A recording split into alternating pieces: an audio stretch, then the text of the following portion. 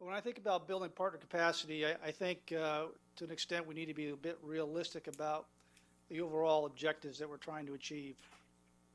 We have to always keep in mind that when particularly our coalition partners, when they purchase through FMS air and missile defense capabilities, they're doing so in support of their own national interests.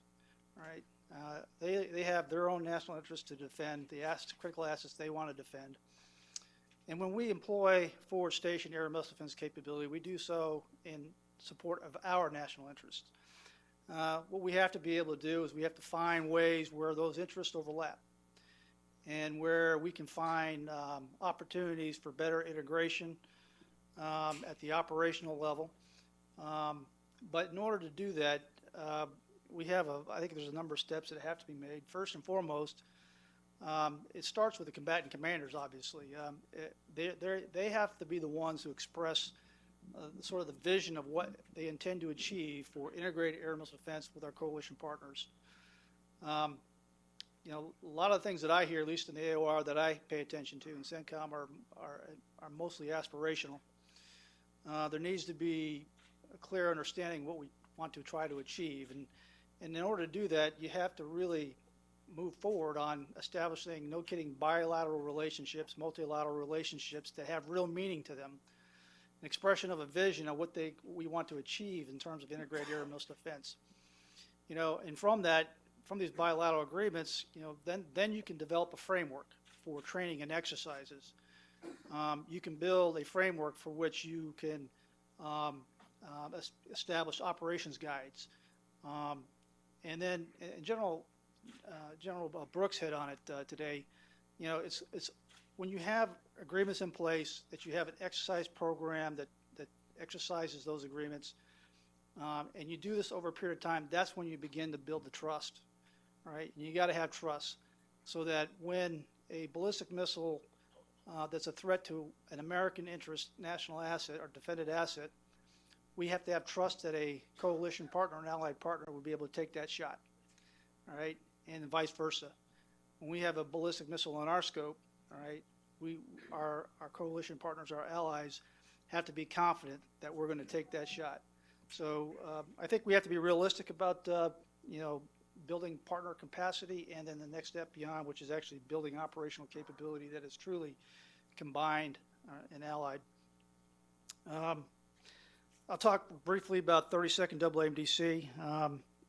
We're a pretty large command, 4 brigades, 13 battalions,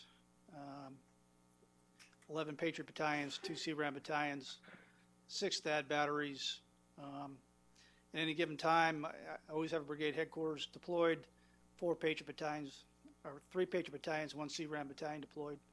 And just so you know, the CRAM battalion that's deployed to Iraq and Afghanistan, you'd be extraordinarily proud of that unit.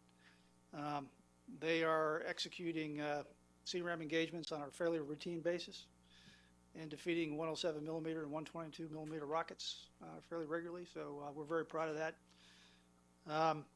And so in the 32nd AAMDC, we're principally focused on ballistic missile defense in support of U.S. Central Command. But as I described to my soldiers, to my leaders, is that we got to be more than just capable of defeating ballistic missiles. We have to put the A back in AMD. We have to be capable of defeating cruise missiles as well. And so there's been a renewed effort within the 32nd AAMDC to get our minds back into being able to do defense design to defeat cruise missiles. And so putting a lot of effort into that. We'll do a major planning exercise with that in the coming months. And we have a lot of work to do in that arena. When we forward deploy forces, all forces, whether they're coming out of 32nd AAMDC or they're forward stationed like we see in the 94th and in 8th Army in Korea, it really is an important signal that we send to our adversaries. I mean, we are clearly reassuring our allies by our presence. We're just demonstrating American commitment and resolve to our coalition partners and our allies. We're clearly deterring adversaries. We're setting the theater in case the worst does happen and we have to deploy U.S. forces into an AOR. We're setting the theater to assure our success. And the bottom line is we're defending combatant commander assets well. I can tell you from a 32nd AAMDC point of view, I feel very confident in the air and missile defense force that we have. Our soldiers and our leaders are well trained, and they're executing the mission very, very well. And just some parting comments here in terms of what we need here in the 32nd AAMDC from my perspective in the future. We need to continue to modernize Patriot. I'm happy that major modernization efforts are currently underway. We are beginning to see modernized capabilities within the 32nd AAMDC. 34380A is now Config 3 Plus. That means RDP Charlie upgrades, modern man station, a number of other upgrades to the Patriot system. We're beginning to upgrade our launchers from the 902 to the 903 launcher to enable us to fire MSE missiles. So lots of great modernization activities going on. We need to pay attention to what the next step is in terms of Patriot and what's going to follow Patriot. What radar do we need to have? The current Patriot radar has limitations in terms of how much further it can be expanded to cover future threats and so on. But we need to continue to pay attention to Patriot modernization and then think beyond Patriot. We need a networked air and missile defense force badly. We need to break the tyranny of the ICC. The Information Coordination Central Control, whatever to call it, the ICC. But the bottom line is we got to break the tyranny of the ICC, and we got to be able to deploy batteries instead of entire battalions to execute air and missile defense mission. That's why integrated air and missile defense battle command system remains very important, and we need to move out with IBCS. The other thing that we need an ability to defeat cruise missiles short of firing a Patriot missile. Right, and better than firing a Stinger missile. All right, so it speaks to the absolute importance of indirect fires protection capability, increment 2, block 1. There's been significant success with that program over the last several years, or the last several months, I should say, last 18 months or so. And I look forward to seeing it in our formations here in about the 2020 timeframe. And then the last thing, I think, it gets back to my earlier comments about Patriot modernization. We need to continue to modernize Patriot, but also to build in capability to operate an advanced electronic attack environment, and so a lot of work to be done with that. And then just real quickly, I'll talk really quickly about the health of the force. As a commandant, I paid attention to the health of the Air Defense Artillery Force, and as a 32nd CG, I pay exquisite attention to what's going on inside our formations, and I would tell you the force is healthy. We're at the limit in terms of what we could take in terms of other commitments of air missile defense capability, but in general terms, we're a healthy force. We're retaining soldiers very well. Our first-term soldier attrition is very low. We're promoting soldiers at high rates. In my travels around the command, along with my command sergeant major, I talk to soldiers, I talk to leaders, and the sense I get from them is that they are happy about what they're doing. They understand the importance of their mission, and they're thrilled to be a part of the air defense community. So, with that, I'll conclude my remarks, and I'll hand it off to other panel members. Good afternoon. Okay, good that you're all awake. We're the first panel after lunch, right? Building partner capability, all right, here at AUSA. So I'm Ann Cataldo, and I am responsible for foreign military sales in the Army. And what I'm going to talk to you today is about foreign military sales and how we build partnership capacity, specifically in the areas of air and missile defense. So to start with, I give you a little context where I sit. I sit in the office of the Assistant Secretary of the Army for Acquisition, Logistics, and Technology. So I think you know her job is to design, to deliver, to field the technology so our Army can dominate the battlefield. I always start with this as context because this is what I do for our foreign partners. I use that same technology to build and sustain their capabilities on the battlefield. So I have three portfolios for this action. One is security assistance, which the largest of the elements of that is foreign military sales, armaments cooperation, which is joint technology building with our allies and partners, and technology transfer.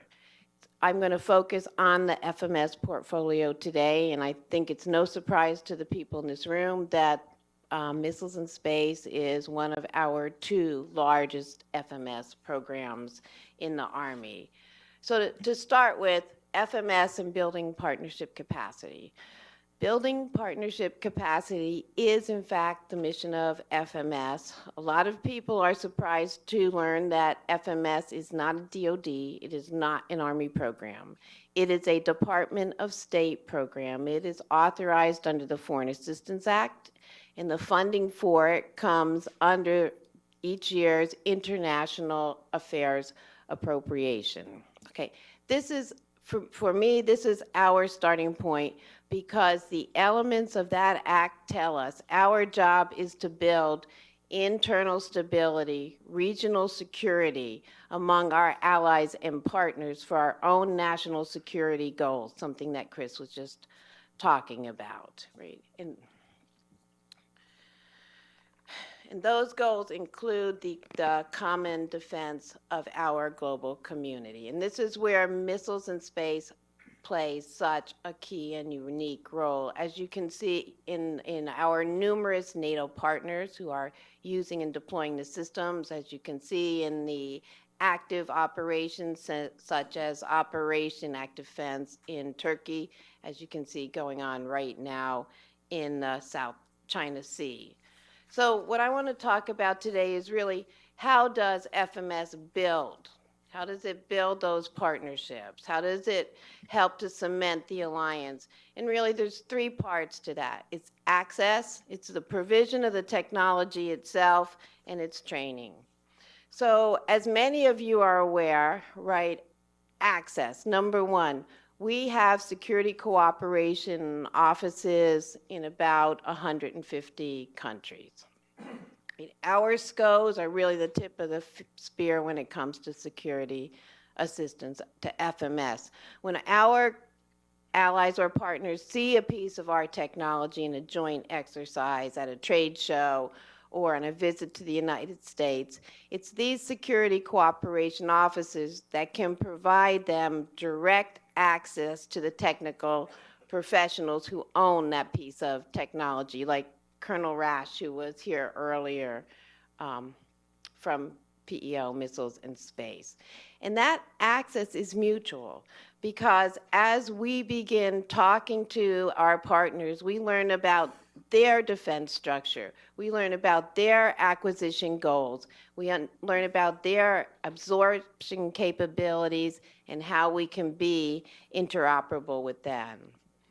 Then in the next step, the provision of technology, what we can do through FMS, since we're working through Army platforms, since we're working through Army program executive offices, we're able to tailor to the needs of our partner countries based on their budgets, based on the size of their militaries, based on what we need for them, from them, in the interoperability needs of the COCOM. And then finally, the third element is training. And training, to me, is the most important part of the relationship building. Anyone who's been out to our professional schools like Leavenworth, like the Army War College, can see that what's going on here is not just a knowledge transfer. It's a sharing of values. It's a learning how to think about how to be and work in a coalition environment, not only with the United States, but with other allies and partners. And it's building friendships and networks that last a lifetime as these junior officers grow into senior positions of authority. So when you take those 3 together, access, providing technology, and training, what you come to is the ability to actually provide a common defense. You come to not only equipment interoperability, but for these forces to be able to act and think in concert. So that's kind of step 1 with FMS. Step two is maintaining that partner capability. And this is where we come to the concept of the total package approach, which is often criticized, sometimes talked about as being sort of, why are you selling Cadillacs when all we need is Volkswagens? So the total package approach kind of underscores the principle that foreign military sales are not equipment sales. They're provisions of capability. So when our partners come to us, we make sure that whatever it is that we're selling at that time is going to last them more than this year, more than next year. It's going to actually be able to be integrated into their forces. And so it's the package, it's the item, it's the spares, it's the training, it's the sustainment, it's the maintenance.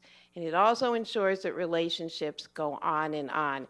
And in the case of missiles, this is so important because in our programs, like Patriots, we establish user groups among the co-owners of those systems. And so as we go forward, as we do incremental improvements, we do them together, making sure that all parties rise together in these increments. Okay, and then my final point is FMS and what we have to do to strengthen the relationships with our partners. So it's very clear we're living in changing times, and we have a new administration that's just settling into its position. And having just come back from NATO and visit to 2 of our European partners, there is a lot of uncertainty about the future. So in addition to the administration change, there are also competitors out there who, good and bad, who are willing to say, I can do it better, faster, cheaper, and by the way, I don't have an ITAR. So the way we in the Army approach that, how we challenge that, to maintain customer confidence, we maintain strict transparency in our programs and strict accountability of our programs to our customers. We are continuously looking at ways to bring down our processing time, build up the professionalization of our workforce, make our processes better, clearer, and always at the pinnacle of integrity. And finally, we have a very strong program of continuous outreach, not just to our foreign partners, but to all stakeholders in the FMS process, so we can be speaking with one voice, so we can see where the issues are in the system and how we can overcome them. So in conclusion, probably not surprising, FMS has cases in about 43 countries. If you wanted to divide those by COCOMs, the largest concentrations you'll find in the hotspots right now. You find them in CENTCOM, you find them in PACOM, and you're going to find them in Europe. So put a little finer point on it, if you go back about 10 years, there's over 60,000 items on Army FMS cases that are missile related. And so it's our goal and our intent to continue to provide this kind of technology to our partners in the 21st century. Thank you. Well, good afternoon, everyone. I'm Colonel Kevin Ciocca. I'm currently the deputy for the Joint Functional Component Command, IMD. I work for Lieutenant General Dickinson out in Colorado Springs at Schriever Air Force Base, and we're a subordinate element, if you don't know, to U.S. Strategic Command. My prior assignment before this was as the brigade commander for 31st 88 Brigade, and I was privileged and honored to have been able to deploy with that brigade and see a lot of the things that we're talking about today up close and in person as we worked with many of our coalition partners and allies in there. As I didn't prepare any formal remarks or comments for today. I knew that it was going to be a pretty good group of folks out here. I see a lot of great friends and mentors from the years, and it was going to be pretty intimidating. That's sort of the way I was looking at this in terms of getting up here and giving you my thoughts and opinions until I saw General McQuistion And the last time I had the pleasure of serving with her was in Germany when she was the 21st TSC commander, and she came to my wife Becky's classroom. Many of you know Becky, and she's a kindergarten teacher. And the general came and read to the kids during Dr. Seuss's birthday. And I figure if she can get up in front of a bunch of kindergartners, this should be no problem, right? So, yeah, that's right. So I hopefully we'll be able to get some good dialogue going today. But thanks, and great seeing so many good friends and mentors. I was glad to hear the comments from General Spillman and Ms. Cataldo, because I'm probably not a big surprise. I'm pretty well aligned with them. And one of the things that I thought was very interesting was General Spillman's use of the word contribution, allied or partner contribution. Oftentimes we talk about capacity. Oftentimes we talk about capability. I like to talk in terms of contribution because I think contribution it's a little bit broader, and it incorporates both capability and capacity. I think it's a function of capability, the quality of those systems, and the capacity, the quantity of those systems. And I think to get the full function, all the factors with contribution, there's also willingness of that partner or that ally to deploy or employ that system. So I like to use the term contribution and enhancing allied or partner contributions, which is a function of capability, capacity, and their willingness. And again, I think that sort of, in my mind, is a nice way to frame that. Just looking at it, capability really, to me, implies the M of the .mil PF, right? But it's so much bigger than that. It's so much bigger than, as folks say, the shiny object. And I see General McKiernan here. I worked for General Spillman when he was the commandant, and all of those other institutional enablers that go along with the shiny object, the tool or the technology, right? The doctrine, the organization, the training, leader development, those kinds of things, facilities. And I think those are absolutely critical so that we do have systems that can be maintained and sustained over time, is to build that institutional base to go beyond just the tool or the equipment. There's also, and again, this is one of the things that I saw up close and personal while we were deployed supporting the mission in CENTCOM, was that there are a lot of operational enablers as well. Communications integration, cybersecurity is becoming very, very big, obviously, as you well know. Physical security, how do we secure the sites in these austere locations, as well as maintenance and logistics, which I think is probably, again, thank God for our warrant officers, right? We have got some tremendous capability in the way of maintenance and logistics. And I think, frankly, that tips the balance, regardless of the tool that we or our threat are using. The fact that we can maintain and we can supply these kinds of systems long-term to keep them on the battlefield and keep them in the fight. Command and control, mission command, also TTP and ROE. And those are some of the things that we worked on. And again, I won't go on too long here. We can talk about some specific ways that we get after that. But I think those operational enablers in the field are absolutely critical. They're as critical as the institutional enablers. And clearly it goes so far beyond just having the tool, okay? Because if those other things are missing, the best piece of equipment has a shelf life if you can't sustain it in the fight. As far as the contributions and how our allies and partners' contribution has progressed over the years, I've seen it. Many of you have seen it. Many of you have been a part of it.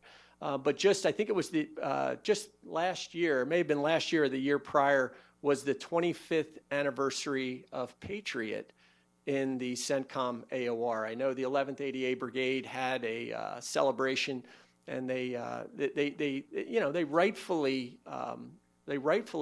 remembered that milestone.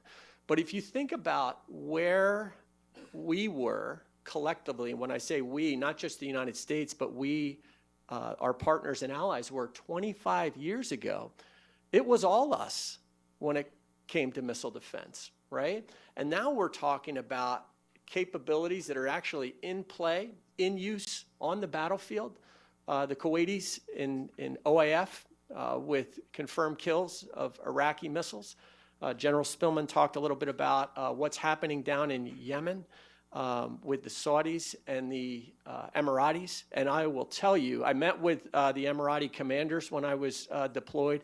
They are very, very proud of that. They are rightfully proud of it too, because that is a contribution, no different than the contributions we ourselves made in Desert Storm or in OAF, or as our many CRAM soldiers are doing today on the battlefields of Afghanistan and Iraq. So, I mean, that's real tangible contribution from our allies, and it comes from a place, at least in the CENTCOM AOR with that 21st anniversary, where at the beginning it was just us. So I really think that these are the kinds of things that we have to also take into account.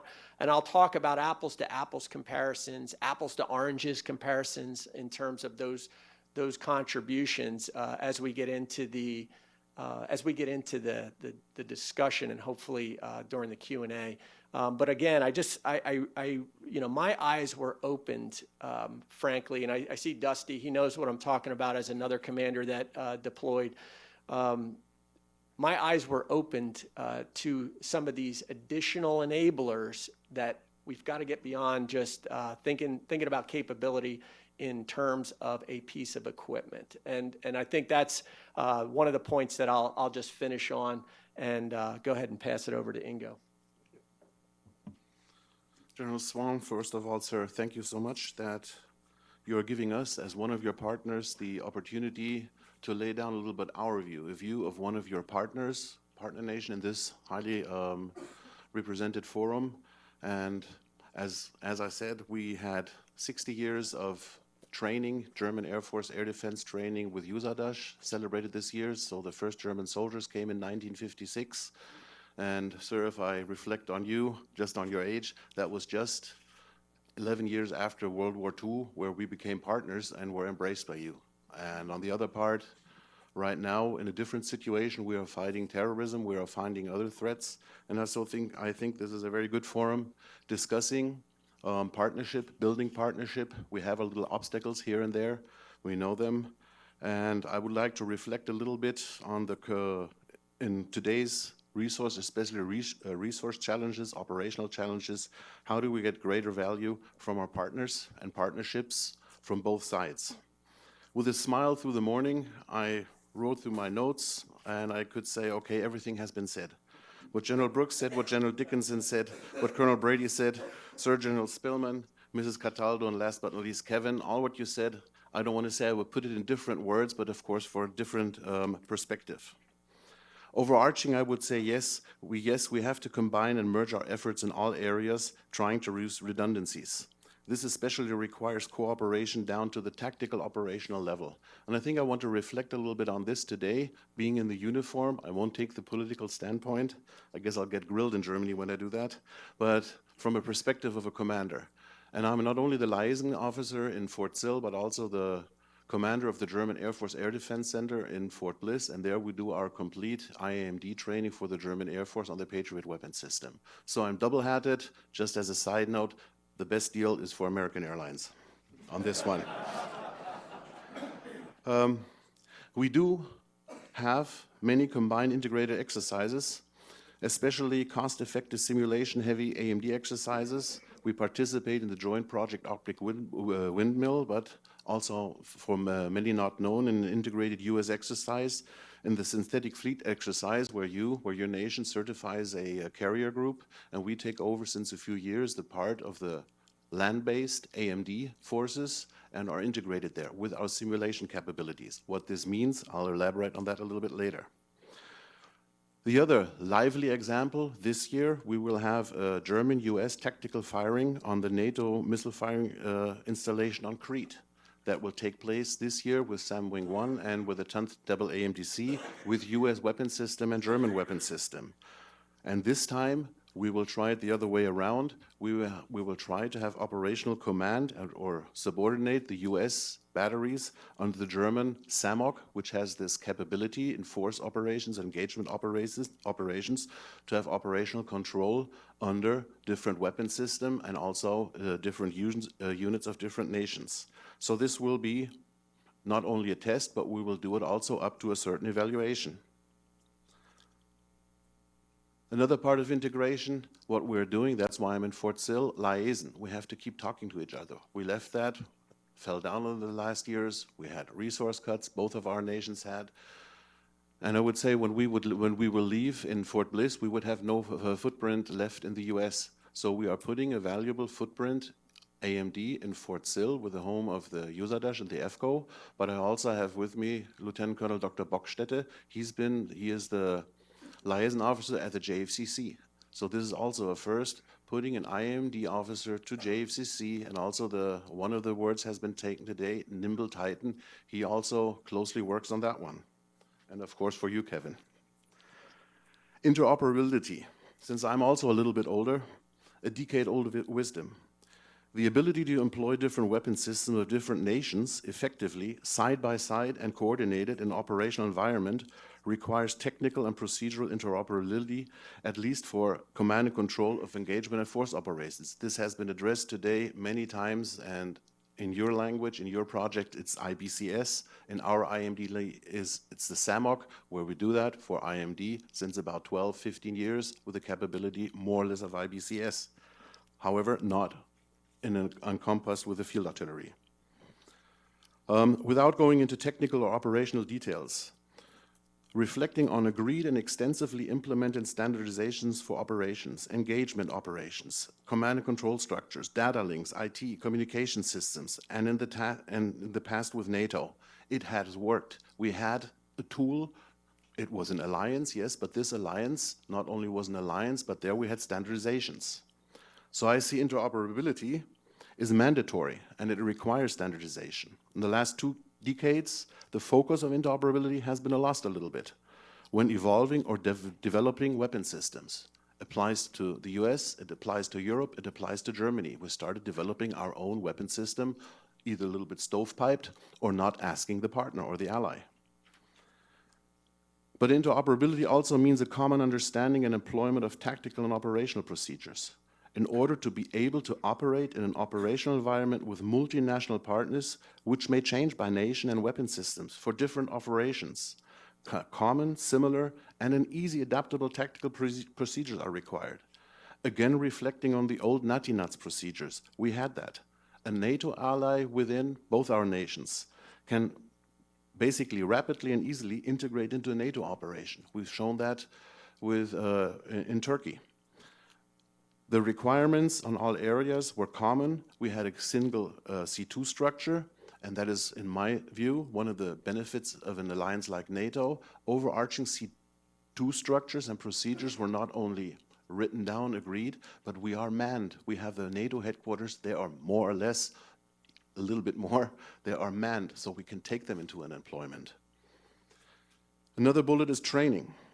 Intensify common training between partners. I think that's important. It's a little bit nitty-gritty, sending people to courses, but please not to a course which is for one nation. That's the beginning, in my opinion, which is more or less purchased. You go there with your own students. You have, from a different nation, the instructors, but you have no interaction between other nations. Why am I saying this? The current example is the newly established US-German Basic Officer Leadership course at Fort Sill for the training of US and German Patriot officers in one course with German and US instructors. We do the same examinations as mixed. You cannot select your instructor, you cannot select them or your students. So this is more or less almost fully integrated. Of course, we have a little bit US-only phase, a German-only phase, but including, and the experts know what it is, what I'm talking about when I said including and up to centralized operations. We do this course together, and we want to install it and keep it. And ma'am, Mrs. Cataldo, I'm happy that I met you today. Now I also know how to close the missing link, because I was told by the DA that we are missing a security assistance MOA, but I think in the evening today, the two of us can write that very rapidly. And it also has been said, readiness. Yes, readiness. I don't want to say readiness in the terms we think in the first moment, but it also means to maintain and evaluate each other's capabilities. And it should be by multinational teams, everybody who is involved there. This ensures that declared capabilities and their readiness are what they have been declared. I remember my time in NATO, it was a US four-star general who was a SACEUR. He said, I can't believe this. The whole NATO is breaking down if I need a platoon of force protection in the Kosovo, because I can't get 40 guys who are qualified because everybody's sneaking out again or has other reasons. For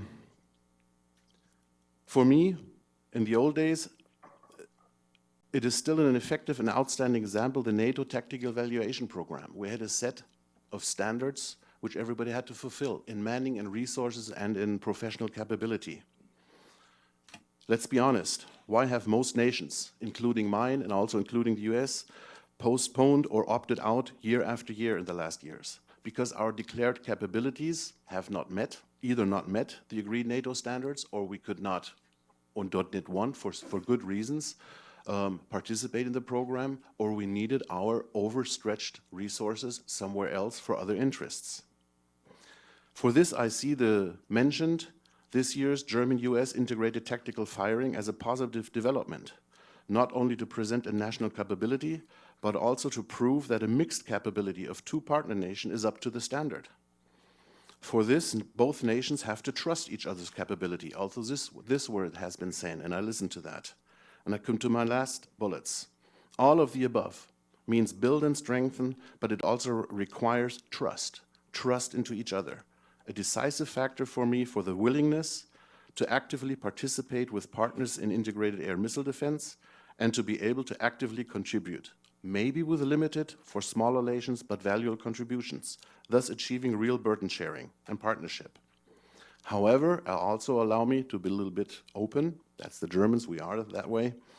To go this path successfully also mandates to share information in order to really integrate partners.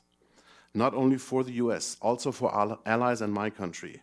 This means to have the will to also review a little bit the foreign disclosure caveats and procedures. Also here, reflecting into the past of NATO could be helpful. Last but not least, another example, Germany, also Europe. We are talking politically many times, what is a share NATO can take, other nations can take. We are trying to go new ways, to take it on a smaller scale, to give smaller nations the opportunity also to participate. We have a framework nation concept. We presented that a few times. We're talking here about SHORAD capabilities, which are rising in the East, with exercises there, with the presence. And also here, we are not only trying to talk and to build workshops and to have PowerPoint briefs, but to put troops on the ground. But also there, the pinnacle will be at a certain declared operational capability, that this will be evaluated, because that's what we need. A capable force, which is trusted and which is proven that it can do what it's up to. Thank you.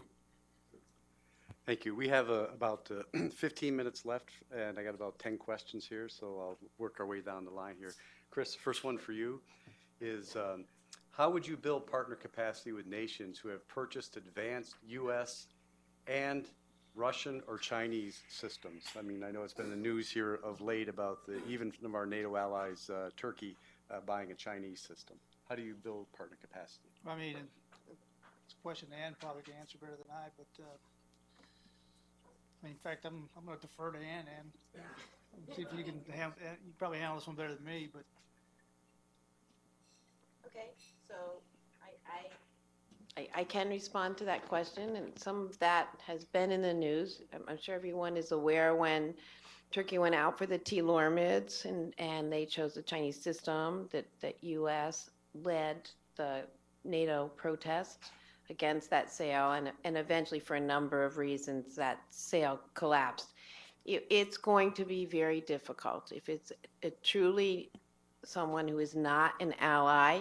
We have to look at, if we're talking about the equipment, what is the level of integration that's required on that equipment, and what is put at risk if we allow the two systems to be integrated? And I think that there's going to be a very high level of caution in that area.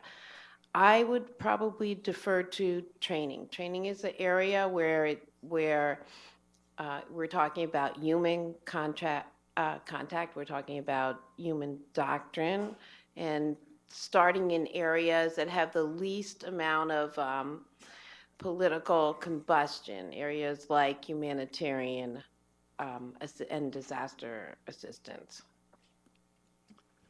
Thank you. Can I make a comment ahead, on please. that? So one of the things that I did very early in my career was I was part of the U.S.-Russian Federation. There was a whole bunch of initials and things. There was a big, long acronym, but we basically sat down with the Russian missileers, if you will, and missile defenders, and we looked at ways that we could develop TTP. That, again, it doesn't necessarily, as I look at it, is necessarily have to mean you've got to be integrated physically or digitally. But there could be SOPs or TTPs that could be leveraged to sort of make sure that we mitigate any potential risks to these different systems, but that we could also we could take advantage of that contribution, whatever that contribution is. May not be a missile defense specific system. It could be attack aviation. It could be a whole bunch of different things. But again, I think that's an area where maybe the development, not of the technology, but of associated TTPs and ROEs might enable us to take advantage of whatever that allied or partner contribution happens to be, even if it's not a U.S. system. Thank you. Well, here's a question, bring a little deja vu from, I remember Denny Cavan and Bob Lennox and Stan Green, Roving Sands. This is for you, sir. Roving Sands was a large joint combined IMD exercise that was a tactical exercise as well as a platform for doctrine development, experimentation, and demonstration. Roving Sands is gone. What has taken its place, or is there a plan to create something to enable IAMD development, experiments, demonstrations within the tactical exercise?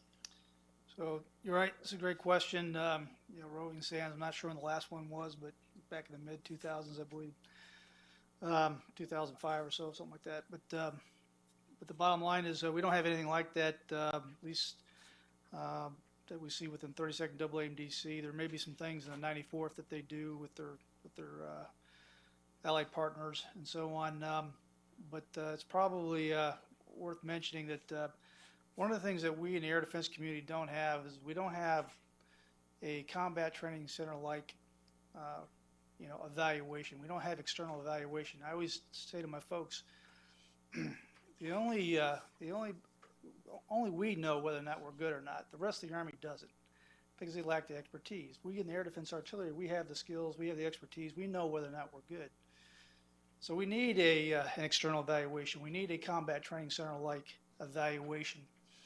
And as I've expressed to senior leaders in my command, I am looking at the potential of creating a collective training event, a large collective training event at Fort Bliss. I'm going to call it Roving Sands. And I'm going to try to figure out a way to resource that thing and demonstrate from a AAMDC down to lowest fire unit level our ability to execute the air and missile defense mission collectively at echelon. So that's something that I'm going to tee up here fairly soon. Now, with respect to allied participation, coalition partner participation, I think we got to take baby steps first to try to get this thing off the ground and get the first collective training event executed. But I think if this goes well, as I've expressed to my folks, I can see where in the future we could potentially take something on that's akin to what Roving Sands was many years ago. But we do need a collective training event, an external evaluation of the AMD force, because only we know whether or not we're good or not. So Ingo, you want to say something? Please, go ahead. Just a little addition, because also that is a long time ago. I was on my last roving sands, but of course time has developed. It's not a substitute for roving sands, but of course we developed a large amount of high-value simulation exercises, especially in the area of IMD, which is good for the shooters, which is good for the defense design planners, and something which we just didn't have because the development wasn't that far. Nowadays, we can include, without shipping all the equipment over the Atlantic, we can have simulation exercises, and everybody is put together, either here in Fort Bliss, in Germany, in Turkey. That's what we did during the AFTUR mission. We trained there with live data, with our live intel results. We took our defense design, we did that in El Paso, bounced it back in real time. Those are all things we were not able to do. It's not a substitute for roving sands, but here I think we have to separate the boxes a little bit. Do we want a total collective training exercise, which we need? Also, Germany needs that. We don't have that either. And the other part, we can also work a lot together in these simulation exercises. Thank you. And here's hopefully, I don't know if you can answer this or not. What is the status of the FMS THAAD sales to Saudi Arabia? I'm sorry, I'm going to defer on that question. We don't talk about Okay. ongoing sales. Okay, I got another one for you. In the 2015-16, the State Department initiated a program that allowed NATO partners to bundle FMS procurements into a single FMS case. Does the program still exist? Has it or will it be expanded to other regions or partners? I'm fine with talking about that one. So yes, it was called the Lead Nation Initiative. It was limited to NATO. It continues to be limited to our NATO partners at this time as a pilot program. It's very much in existence. DSCA took the lead. Army had one of the original lead follower cases, which the way it simply works is one country signs the LOA and at the same time signs memorandums of understanding with other countries themselves. And so what happens is we then work with the Department of State for blanket third-party transfer. So that lead country and all the members of that initiative can share among themselves. So one of the very first cases was an Army case, and it put together the senior leader college in the Baltics, among the 3 Baltics nations. They were able to set up their own professionalization. After that, there was an Air Force case for munitions, and there are cases working at this point, again, with the Army, looking at precision fire. So yes, it's growing. It's a new it's a new way of being able to bundle the resources of countries who can't afford things on their own, and we really look at it as more as a facilitator in areas like ammunition. Great, thank you. General Spillman, is the AMD force involved in the Army's associated units initiatives? Should it be? It is not. It is not part of the Associated Unit Initiative that the United States Forces Command is executing right now, although we should be. And I have expressed to Lieutenant General Donahue that we ought to be under consideration as a potential associated unit member with a National Guard battalion. I think it makes a lot of sense. As you heard from General Bramhall, our National Guard formations are heavily involved in a variety of missions, Operation Noble Eagle, and other types of missions. But there's a continuing demand for SHORAD capability, taking SHORAD capability to the combat training centers, integrating them with a brigade combat team. I've advocated that we should be seeking an associated unit relationship with the 1st to 204th Air Defense Artillery out of Mississippi and the 1st to 188th out of North Dakota. Both of those battalions are standalone battalions. They don't have a higher brigade, 88 brigade structure over the top of them. I've advocated that they should be placed underneath the 31st Brigade and the 108th Brigade, respectively. I think there's a lot of synergy that can be gained by putting a brigade commander over top that battalion, those battalions. And so right now, Forces Command is in the midst of a pilot with associated units, and we'll see what's learned from that pilot, but I would be a strong advocate of associated units in the future. That's correct, sir. Yes, sir. Ingo, a question for you. As a NATO ally, how is NATO, what is NATO's greatest challenge to maintaining forward presence commitments outside of NATO, outside of the European area?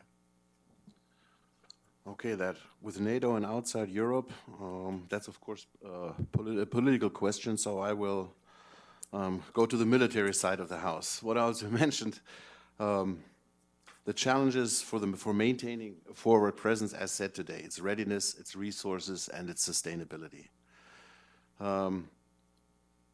Without going into the field of politics, but of course, if we get the orders to go somewhere, what we need is the political willingness and the cohesiveness of NATO nations, as well as the ones who are supplying or who are supporting an employment or an operation, but also all NATOs, because they have to vote that one and stand behind it. The other one is, of course, the individual government's political and situational assessment and its risk analysis. And again, the willingness not only to stand up to an operation, but the willingness, and discussions we are having now since years, the willingness of nations to stand up to either their own or to agreed NATO decisions and agreements. Thank you. And another one for you, very popular. How do you measure the effectiveness of FMS and our overall security assistance programs as far as achieving desired effect/impact? Do you have detailed metrics?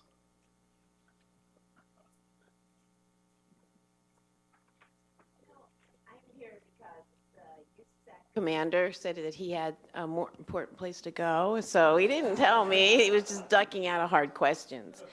So I guess let me start at the small level, right? So we, in the Army, we run the Army FMS, and we do have very detailed metrics as far as what we're doing for our customers, is that we have the timelines from request to delivery. So we measure those closely in a lot of meetings. And I know that's not what you're talking about, but I'm going to build from there. So the true effectiveness of FMS, there are no set criteria at this point in time. At the OSD level, the DASD for Security Cooperation, who was brand new last year, said about first collecting what were the needs of the combatant commanders, right? And then building down from there, what could be fulfilled with FMS, and were they being fulfilled? And I believe over the next few years, if we maintain that paradigm and use those metrics, we'll have good results. Great. Kevin, this will probably have to be the last Can question. I just Okay, go follow up on that? So Joint Functional Component Command, IMD, it's a plug for my organization, has a framework by which we provide some ways to assess partner contributions. Going from level 0, I've got it in front of me, I won't go into the details, but level 0 awareness, all the way up to integration in our homeland defense and everything in between. So this is a sliding scale of partners' contributions in support of everything from regional to homeland defense. So we do have a framework by which we assess those partners. Thank you. Well, we're out of time now. I'd like to thank the panel for your time. General Sullivan, General Swan, thanks for having us. And Chris, any closing comments? No, it's been a great forum today. It's been great to see a lot of old friends out there, mentors, and it's been a great discussion today. I look forward to the rest of the day. Thanks.